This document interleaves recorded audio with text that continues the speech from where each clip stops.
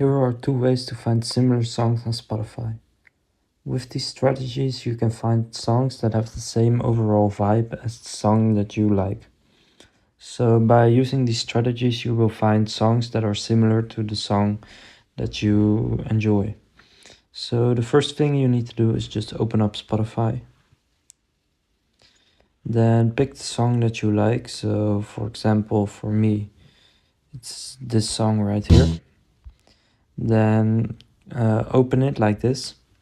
And then in the top right corner in the three dots, click the three dots right there. And then go to, scroll down a bit and then go to radio. And here you can find all kinds of similar songs. So all these songs will be similar to the original song that you picked. So that's the first way to find similar songs on Spotify. The next way is to go to search, and for example, this song is called Blue Hair. So go to search, type in blue hair. Then go to playlist, and here you can see Blue Hair Vibes. You have a playlist like this for pretty much every song that is somewhat popular. So just look this up and you will have a similar playlist to this. So this is one with all songs that are similar.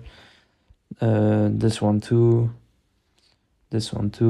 Just all of these playlists are similar songs. So that's two ways how you can find similar songs on Spotify.